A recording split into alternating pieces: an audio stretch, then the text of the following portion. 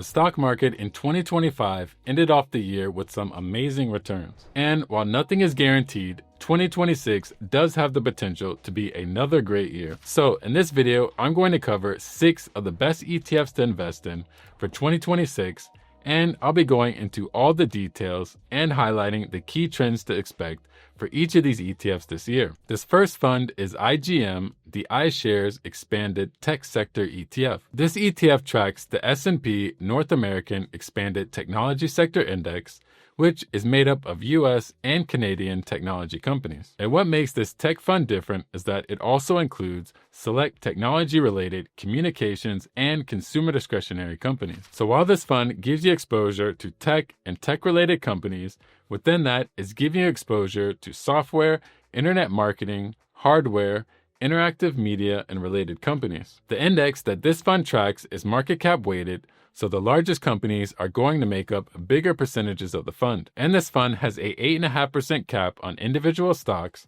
so anything beyond that will get shifted into other holdings. This weight cap adjustment happens every quarter when the index is rebalanced, and also twice a year the index is reconstituted. When it comes to the fees, IGM has an expense ratio of 0.39%, costing $39 yearly for every $10,000 invested. Jumping to the portfolio of IGM, this fund contains 291 holdings in total. And the top holdings are in companies like Nvidia, Microsoft, Apple, Broadcom, Google, and more, which make up around half of the total weight of the fund. This fund is an expanded tech fund, so it's also going to have some tech-related companies from the communication and consumer discretionary sectors. Because of that, it holds stocks like Google, Meta, and Netflix, which is something that you won't see in standard tech funds like Vanguard's ETF VGT. For the sector exposure, it's mostly going to be technology, of course, along with communications, and this is broken down into a variety of different industries. Now, for the best part, performance,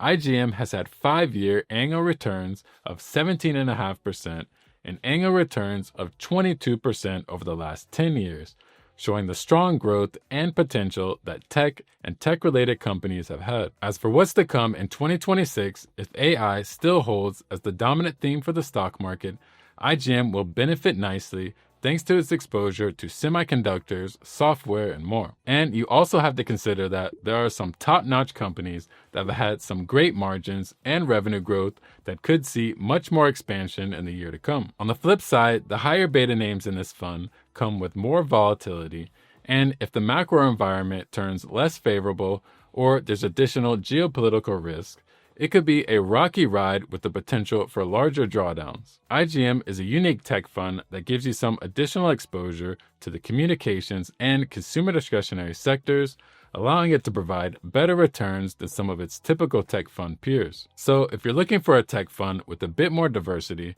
this is one to look into. The second fund is IDMO, the Invesco S&P International Developed Momentum ETF. This fund tracks the performance of stocks in the S&P World ex-US Momentum Index that have the highest momentum scores. And the strategy of this fund is pretty unique in how it picks its stocks. First is that the momentum value is calculated, and this value is based on how much the stock price changed over the last 12 months, excluding the most recent month. After that, the momentum value is adjusted for volatility, which penalizes highly volatile stocks. Then the top 20% of stocks with the best momentum values are picked. And last, stocks will have a weighted cap of 9% of the index, or 3 times its market cap, whichever is lower, and the index is reconstituted and rebalanced twice a year. Getting to the cost, IDMO has an expense ratio of 0.25%, costing $25 yearly per $10,000 invested. So for the portfolio of IDMO,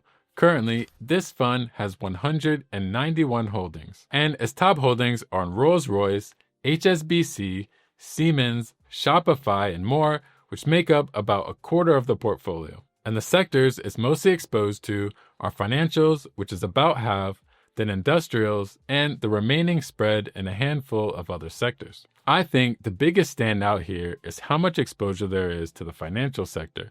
And this is because of the strategy, since these holdings were picked up due to their momentum values at the time, so when the fund is rebalanced, it could change a little or drastically. And here's the countries that IDMO is exposed to, with the largest being Canada, the UK, and Germany. This fund also comes with a pretty nice yield, and that's a dividend yield of 3.6%, which is paid out quarterly. All right, so international stocks have picked up some steam in more recent years, where IDMO has had annual returns of about 12% in the last 10 years, and over the last 5 years, returns of 14%, which is good for an international fund. But if we look more recently, in the last 3 years, it's had annual returns of 24.5%, and in the last year, over 42% returns.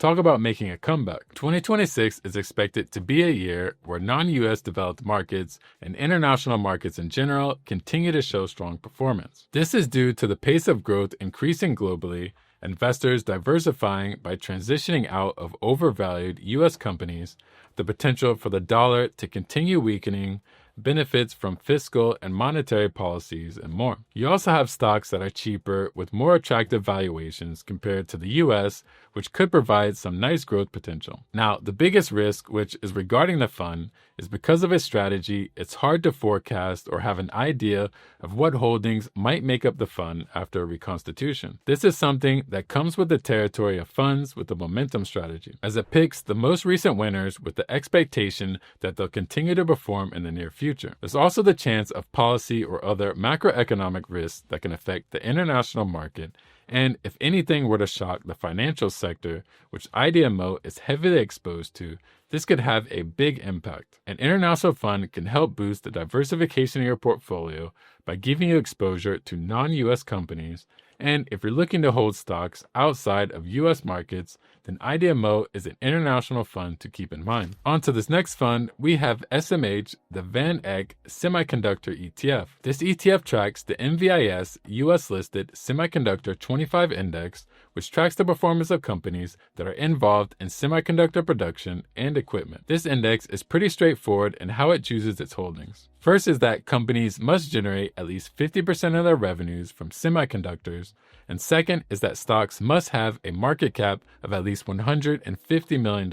And the index is reconstituted twice a year and rebalanced every quarter. For the cost, SMH comes with an expense ratio of 0.35%, costing you $35 for every $10,000 invested. Getting to the portfolio of SMH, this fund currently has 26 holdings in total, with its top holdings in NVIDIA, Taiwan Semiconductors, Broadcom, Micron Technology, ASML, and more, which make up over 70% of the portfolio. Since this ETF is focused in one industry within the tech sector, that makes it much more concentrated than your average tech ETF, and this is also why it's going to have a limited amount of holdings. But this highly concentrated portfolio has allowed SMH to stand out from many other tech ETFs with its performance, which over the last 5 years, it's had annual returns of over 27.5% and annual returns of about 31% annually in the last 10 years, which is some incredible performance from the semiconductor industry. 2026 could be another groundbreaking year for SMH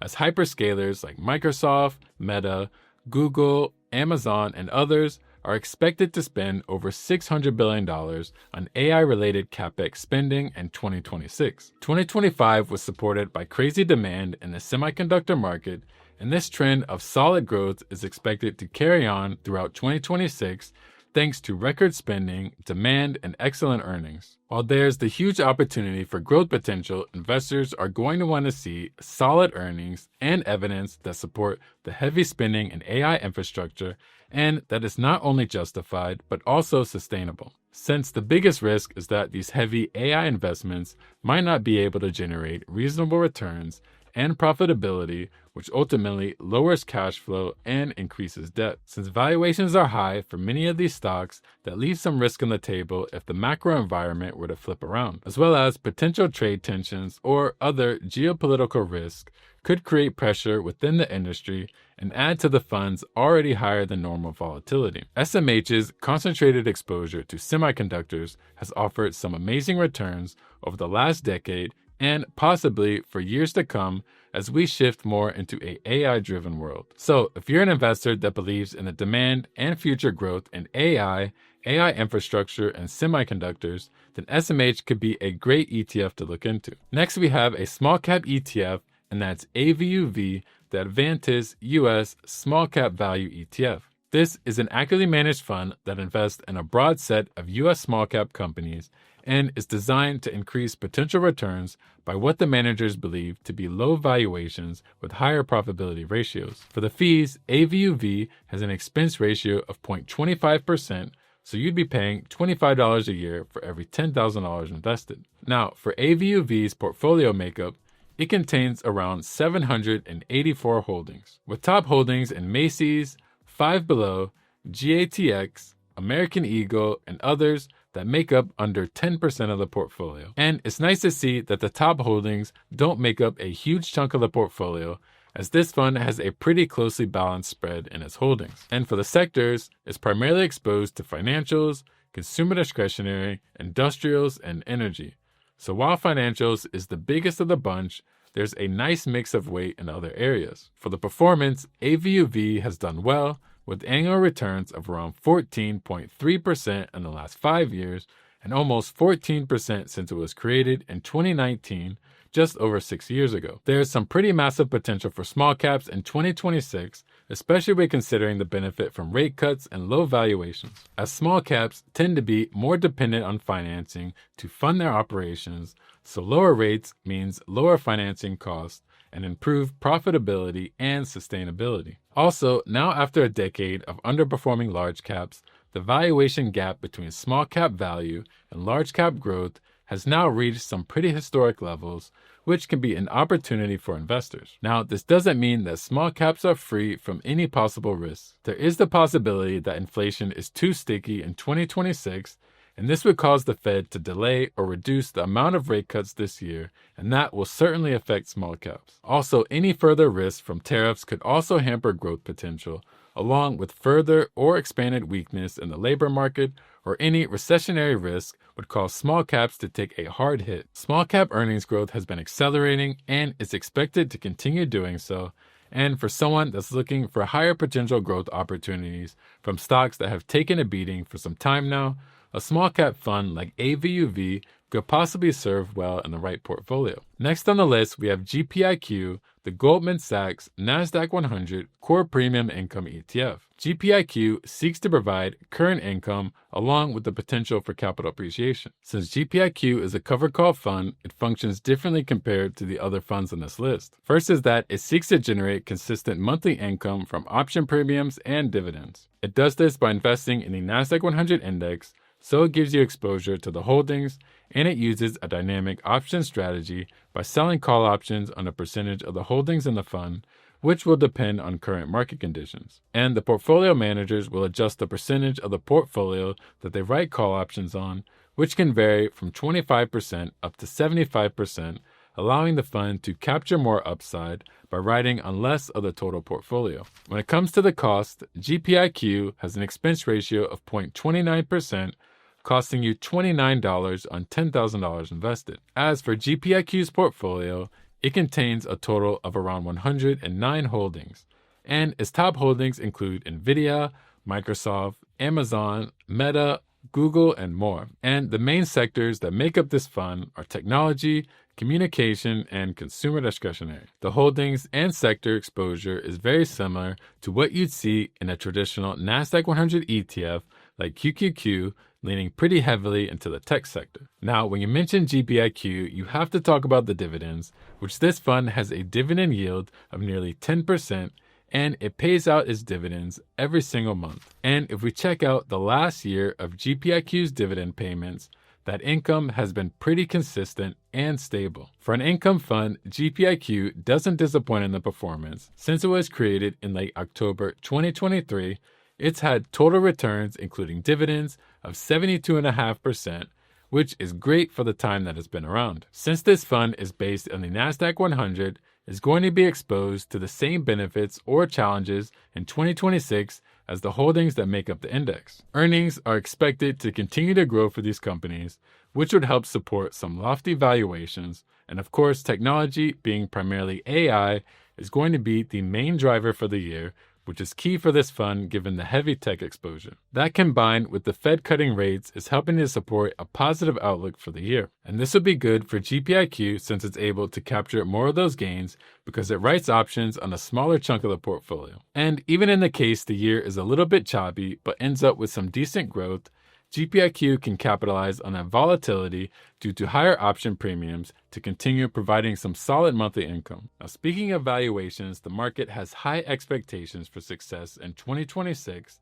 so disappointing or mediocre earnings growth, especially for the big names, could put pressure on the Nasdaq 100's performance. This is bad news since the fund is exposed to 100% of the downside risk as a Nasdaq 100 fund like QQQ. And while gpiq can generate income from that volatility, if the market takes a beating and is trending down, the fund is also going to be reflecting that. So we'll see if there's any macro events that stir up the market this year, whether that's from midterm elections, interest rates, the labor market, Fed share changes, or anything else like geopolitical risks. gpiq is a strong option to consider if you're looking for an income fund that provides high monthly income, relatively stable payouts, and still manages to offer some great potential for capital appreciation. This next fund is fdvv, the Fidelity High Dividend ETF. fdvv tracks the performance of the Fidelity High Dividend Index, and it invests in mid and large cap high dividend paying companies that are expected to continue to pay and grow their dividends. And it also gives you exposure to some holdings outside of the US. Jumping to the fees, fdvv comes with an expense ratio of 0.15%, costing you $15 for every $10,000 invested. Moving to the portfolio makeup of fdvv, this fund currently has 123 stocks with top holdings in companies like Nvidia, Microsoft, Broadcom, JP Morgan Chase, Visa, and more. And the primary sectors of fdvv are technology, financials, consumer staples, and real estate, which you can see from its sectors and holdings that it offers a nice combo of value and growth, giving you some nice balanced exposure. For the dividends, fdvv has a dividend yield of 2.8%, which is pretty good, and its dividends are paid out quarterly. And for a dividend ETF, fdvv has provided great returns with annual returns of over 15% over the last 5 years and annual returns of around 13% since it was created in 2016. Looking into the outlook for 2026, one of the key factors will be if the momentum in AI and the tech sector keeps up, as this will play a big role in fdvv's performance since it's exposed to tech and some of those big names in AI. But in the case that the market sees broader growth beyond the mega cap tech stocks, so whether that's in value or sectors like financials and real estate, fdvv can still benefit thanks to its spread of exposure. I think it provides a nice little in-between of tech, growth, and value names. And if we stay on a smooth track of continued earnings growth and rate cuts, which would benefit its top sectors, this fund could continue its streak. As for the risk, I have to state the obvious, and that's if tech takes a hit and the expectations aren't met for those growth names and the AI hype dries up, fdvv is going to feel it. And while I have a positive outlook for the year, I wouldn't rule out the chance of having some volatility or maybe even a small correction like we faced in 2025. And while this fund holds some value stocks, it's not a defensive fund. It's vulnerable to the same risk that we have for the other funds on the list, even though it's the least volatile and has the lowest beta of the group. This is to say that fdvv is a solid fund that offers you a blend of growth and value that also comes with a decent dividend yield. And if you're looking for a mixed fund that pays a dividend and doesn't have too much tech exposure, then this could be one to add to your checklist. And if you're interested in funds with the highest returns, I talk about the 7 best ETFs that outperform the S&P 500 ETF VU in this video here. Or in this video here, I get into the 5 ETFs that beat the S&P 500 and QQQ. If you made it this far, I really appreciate you watching. And if you haven't already, be sure to hit that like button and subscribe to stay up to date on content. And I'll be seeing you on the next one.